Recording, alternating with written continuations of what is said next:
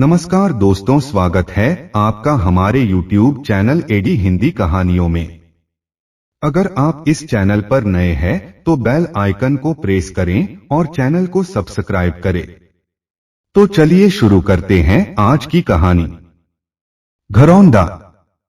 विनी के यहां से लौटते ही अचला ने अपने 2 कमरों के फ्लैट का हर कोने से निरीक्षण कर डाला था। विनी का फ्लैट भी तो इतना ही बड़ा है, पर कितना खूबसूरत और करीने का लगता है। छोटी सी डाइनिंग टेबल, बेडरूम में सजा हुआ सनमाइका का डबल बेड, खिड़कियों पर झूलते भारी पर्दे कितने अच्छे लगते हैं। उसे भी अपने घर में कुछ तब्दीली तो करनी ही होगी।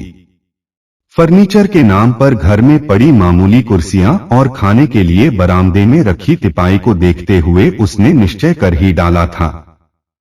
चाहे अशोक कुछ भी कहे, पर घर की आवश्यक वस्तुएं वह खुद खरीदेगी। लेकिन कैसे? यहीं पर उसके सारे मंसूबे टूट जाते थे। तनख्वाह कटपिट कर मिली 1000 रुपए। उसमें से 400 रुपए फ्लैट का किराया, दूध, राशन, सब कुछ इतना नपातुला कि 10 से 20 रुपए बचाना भी मुश्किल। क्या छोड़े क्या जोड़े। अचला का सिर भारी हो चला था।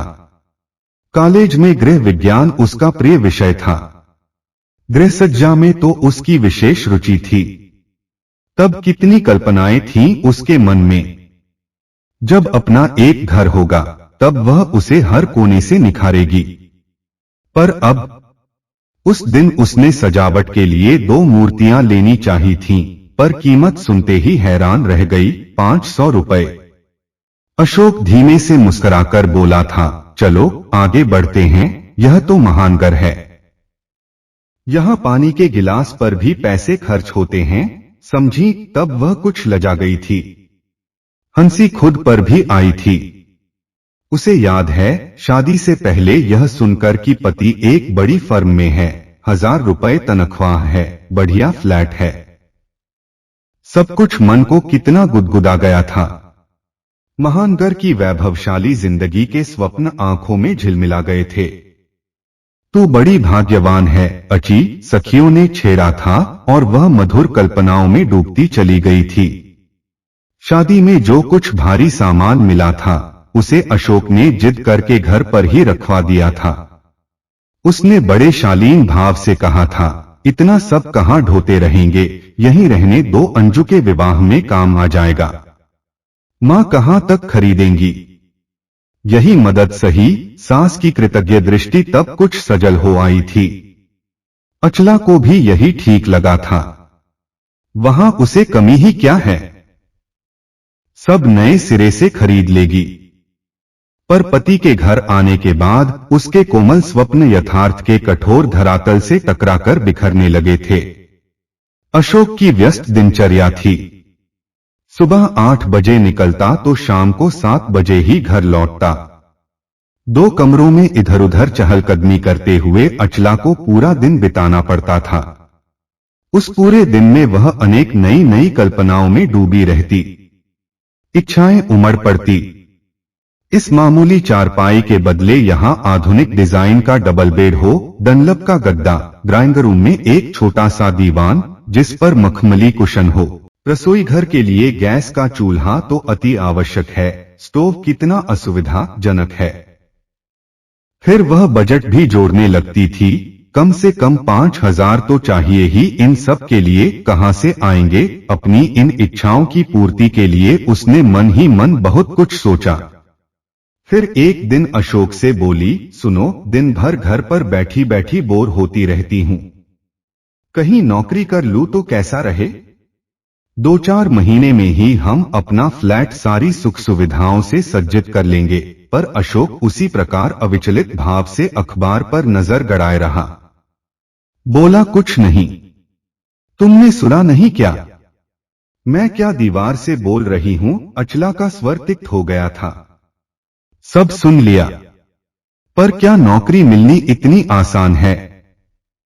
300 से 400 रुपए की मिल भी गई तो 100 से 50 तो आने जाने में ही खर्च हो जाएंगे।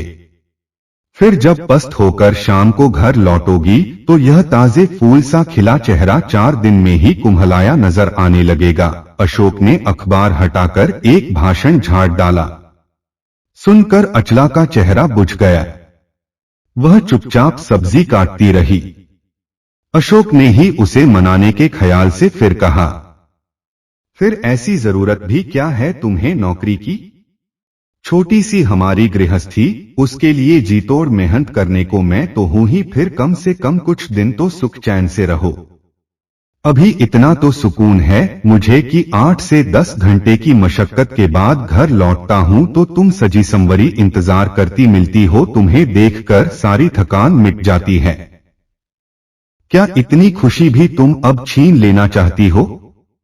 अशोक ने धीरे से अचला का हाथ थामकर आगे फिर कहा, बोलो क्या झूठ कहा है मैंने? तब अचला को लगा कि उसके मन में कुछ पिघलने लगा है। वह अपना सिर अशोक के कंधों पर रखकर मधुर स्वर में बोली, पर तुम यह क्यों नहीं सोचते कि मैं दिन भर कितनी बोर हो जाती हूँ? 6 दिन तुम अपने काम में व्यस्त रहते हो, रविवार को कह देते हो कि आज तो आराम का दिन है। मेरा क्या जी नहीं होता कहीं घूमने फिरने का? अच्छा तो वादा रहा, इस बार तुम्हें इतना घुमाऊंगा कि तुम घूम घूम कर थक जाओ। बस अब तो खुश। अचला हंस पड़ी। उसके कदम तेजी से रसोई घर की तरफ मुड़ गए। बातचीत में वह भूल गई थी कि स्टोव पर दूध रखा है। ठीक है न, सही नौकरी। जब अशोक को बोनस के रुपए मिलेंगे तब वह एक ही झोंक में सब खरीद लेगी, यह सोचकर उसने अपने मन को समझा लिया था। तभी अशोक ने उसे आश्चर्य में डालते हुए कहा, जानती हो इस बार हम शादी की पहली वर्षगांठ कहाँ मनाएंगे? कहाँ? उसने जिज्ञासा प्रकट की। मसूरी में, जवाब देते हुए अशोक ने कहा।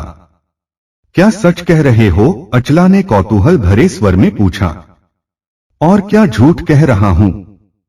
मुझे अब तक याद है कि हनीमून के लिए जब हम मसूरी नहीं जा पाए थे तो तुम्हारा मन उखड़ गया था। यद्यपि तुमने मुंह से कुछ कहा नहीं था तो भी मैंने समझ लिया था। पर अब हम शादी के उन दिनों की याद फिर से ताजा करेंगे, कहकर अशोक शरारत से मुस्करा दिया। अचला नयनवेली वधू की तरह लाज की लालिमा में डूब गई। पर खर्चा? वह कुछ क्षणों बाद बोली, बस शर्त यही है कि तुम खर्चे की बात नहीं करोगी। यह खर्चा, वह खर्चा। साल भर यही सब सुनते सुनते मैं तंग आ गया हूं। अब कुछ क्षण तो ऐसे आए जब हम रुपए पैसों की चिंता न कर बस एक दूसरे को देखें, जिंदगी के अन्य पहलुओं पर विचार करें। ठीक है, पर तुम तनख्वाह के रुपए मत। हाँ बाबा, सारी तनख्वाह तुम्हें मिल जाएगी, अशोक ने दो टूक निर्णय दिया। अचला का मन एकदम हल्का हो गया। अब इस बंधी बंधाई जिंदगी में बदलाव आएगा। बर्फ पहाड़ एक दूसरे की बाहों में बाहें डाले वे जिंदगी की सारी परेशानियों से दूर कहीं अनोखी दुनिया में खो जाएंगे। स्वप्न फिर सजने लगे थे। रेलगाड़ी का आरक्षण अशोक ने पहले से ही करा लिया था। सफर सुखद रहा। अचला को लगा जैसे शादी अभी हुई है। पहली बार वे लोग हनीमून के लिए जा रहे हैं। रास्ते के मनोरम दृश्य, ऊंचे पहाड़, झरने, सब कुछ कितना रोमांचक था। उन्होंने देहरादून से टैक्सी ले ली थी। होटल में कमरा पहले से ही बुक था, इसलिए उन्हें मालूम ही नहीं हुआ कि वे इतना लंबा सफर करके आए हैं। कमरे में पहुंचते ही अचला ने खिड़की के शीशों से झांका। घाटी में सिमटा शहर, नीली श्वेत पहाड़ियां, घने वृक्ष बड़े सुहावने दिख रहे थे। तब तक बैरा चाय की ट्रे रख गया। खाना खा लो फिर घूमने चलेंगे, अशोक ने कहा और चाय खत्म करके वह भी उस पहाड़ी सौंदर्य को मुग्ध दृष्टि से देखने लगा। खाना भी कितना स्वादिष्ट था। अचला हर व्यंजन की जी खोलकर तारीफ करती रही। फिर वे दोनों ऊंची नीची पहाड़ियां चढ़ते, हंसी और ठिठोली के बीच एक दूसरे का हाथ थामे आगे बढ़ते, कलकल करते झरने और सुखद रमणीय दृश्य देखते हुए काफी दूर चले गए। फिर थोड़ी देर दम लेने के लिए एक ऊंची चट्टान पर कुछ क्षणों के लिए बैठ गए। सच मैं बहुत खुश हूँ, बहुत हूँ। अशोक उसकी बिखरी लटों को संवारता रहा। पर एक बात तो तुमने बताई ही नहीं। अचला को कुछ याद आया। क्या? अशोक ने पूछा। खर्चने को इतना पैसा कहाँ से आया? होटल भी काफी महंगा लगता है। किराया, खाना पीना और घूमना, यह सब तुम्हें पसंद तो आया। खर्च की चिंता क्यों है? बताओ, क्यों छिपा रहे हो? तुम्हें मैंने बताया नहीं था। असल में बोनस के रुपए मिले थे। क्या? बोनस के रुपए? अचला बुरी तरह चौंक गई। पर तुम तो कह रहे थे। कहते कहते उसका स्वर लड़खड़ा गया। हाँ, 2 महीने पहले ही मिल गए थे। पर तुम इतना क्यों सोच रही हो? आराम से घूमो फिरो। बोनस के रुपए तो होते ही इसलिए हैं। अचला चुप थी। उसके कदम तो अशोक के साथ चल रहे थे, पर मन कहीं दूर, बहुत दूर उड़ गया था। उसकी आंखों में घूम रहा था वही 2 कमरों का फ्लैट। उसमें पड़ी साधारण सी कुर्सियां, मामूली फर्नीचर। ओफ, कितना सोचा था उसने, बोनस के रुपए आएंगे तो वह घर की साज सज्जा का सब सामान खरीदेगी। 2-2,500 में तो आसानी से पूरा घर सज्जित हो सकता था। पर अशोक ने सब यूं ही उड़ा डाला। उसे खीज आने लगी अशोक पर। अशोक ने कई बार टोका, क्या सोच रही हो? यह देखो, बर्फ से ढकी पहाड़ियां। यही तो यहाँ की खासियत है। जानती हो, इसीलिए मसूरी को पहाड़ों की रानी कहा जाता है। पर अचला कुछ भी नहीं सुन पा रही थी। वह विचारों में डूबी थी। अशोक ने उसके साथ यह धोखा क्यों किया? यदि वही कह देता कि बोनस के रुपयों से घूमने जा रहे हैं, तो वह वहीं मना कर देती। उसका मन उखड़ता जा रहा था। रात को भी वही खाना था, दिन में जिसकी उसने जी खोलकर तारीफ की थी। पर अब सब एकदम बेस्वाद लग रहा था। वह सोचने लगी, बेमतलब कितना खर्च कर दिया। 100 रुपए रोज का कमरा, 40 रुपए में एक समय का खाना। इससे अच्छा तो वह घर पर ही बना लेती है। इसमें है क्या, ढंग के मसाले तक तो सब्जी में पड़े नहीं हैं। उसे अब हर चीज में नुक्स नजर आने लगा था। देखो, अब खर्च तो हो ही गया, क्यों इतना सोचती हो? रुपए और कमा लेंगे। अब जब घूमने निकले हैं तो पूरा आनंद लो। रात देर तक अशोक उसे मनाता रहा था, पर वह मुंह फेरे लेटी रही। मन उखड़ गया था। उसका बस चलता तो उसी क्षण उड़कर वापस चली जाती। गुदगुदे बिस्तर पर पास पास लेटे हुए भी वे एक दूसरे से कितनी दूर थे। क्षण भर में ही सारा माहौल बदल गया। सुबह भी अशोक ने उसे मनाने की कोशिश करते हुए कहा, चलो घूम आएं। तुम्हारी तबीयत बहल जाएगी। कह दिया, न, मुझे अब यहां नहीं रहना है। तुम जो भी रुपए वापस मिल सके ले लो और चलो। क्या बेवकूफों की तरह बातें कर रही हो? कमरा पहले से ही बुक हो गया है। किराया अग्रिम दिया जा चुका है। अब बहुत किफायत होगी भी तो खाने पीने की होगी। क्यों सारा मूड चौपट करने पर तुली हो? अशोक के सब्र का बांध टूटने लगा था। पर अचला चाह कर भी अब सहज नहीं हो पा रही थी। वे पहाड़ियां, बर्फ, झरने, जिन्हें देखते ही वह उमंगों से भर उठी थी, अब सब निरर्थक लग रहे थे। क्यों हो गया ऐसा? शायद उसके सोचने समझने की दृष्टि ही बदल गई थी। ठीक है, तुम यही चाहती हो तो रात की बस से लौट चलेंगे। अब आइंदा कभी तुम्हें यह कहने की जरूरत नहीं है कि घूमने चलो। सारा मूड बिगाड़ कर रख दिया। दिन भर में अशोक भी चिड़चिड़ा गया। अचला उसी तरह अनमनी सी सामान समेटती रही। अरे, इतनी जल्दी चल दिए आप लोग? पास वाले कमरे के दंपति विस्मित होकर बोले। पर बिना कोई जवाब दिए अपना हैंडबैग कंधे पर लटकाए अचला आगे बढ़ती चली गई। अटैची थामे अशोक उसके पीछे था। बस तैयार खड़ी मिली। अटैची सीट पर रख अशोक धम से बैठ गया। देहरादून पहुंचकर वे दूसरी बस में बैठ गए। अशोक को काफी देर से ख्याल आया कि गुस्से में उसने शाम का खाना भी नहीं खाया था। उसने घड़ी देखी, 1 बज रहा था। नींद में आंखें जल रही थीं, पर सोने की इच्छा नहीं थी। वह खिड़की पर बाह रख सिर हथेलियों पर टिकाए या तो सो गया था या सोने का बहाना कर रहा था। आते समय कितना चाव था, पर अब पूरी रात क्षण भर के लिए भी वे सो नहीं पाए थे। दोनों ही सब कुछ भूलकर अपने अपने ख्यालों में गमगीन थे। इस तरह वे परस्पर कटेकटे से घर पहुंचे।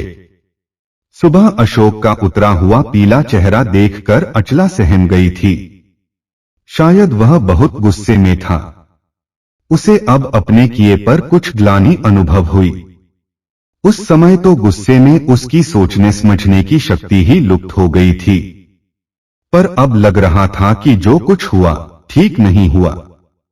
कम से कम अशोक का ही ख्याल रखकर उसे सहज हो जाना चाहिए था।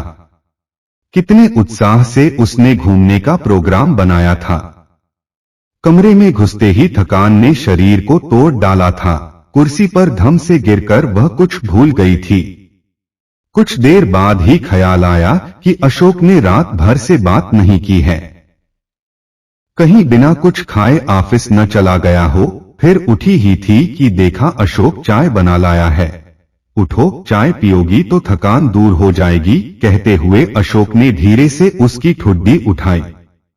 अपने प्रति अशोक के इस विनम्र प्यार को देख वह सब कुछ भूलकर उसके कंधे पर सिर रखकर सिसक पड़ी। मुझे माफ कर दो, पता नहीं क्या हो जाता है। अरे यह क्या, गलती तो मेरी ही थी। यदि मुझे पता होता कि तुम्हें घर की चीजों का इतना अधिक शौक है तो घूमने का प्रोग्राम ही नहीं बनाते।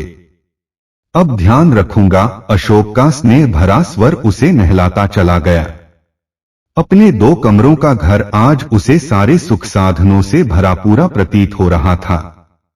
वह सोचने लगी, सब कुछ तो है उसके पास।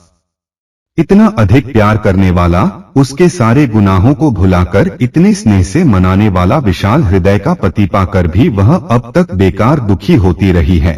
नहीं, अब कुछ नहीं चाहिए मुझे, कुछ भी नहीं। उसके होंठ बुदबुदा उठे।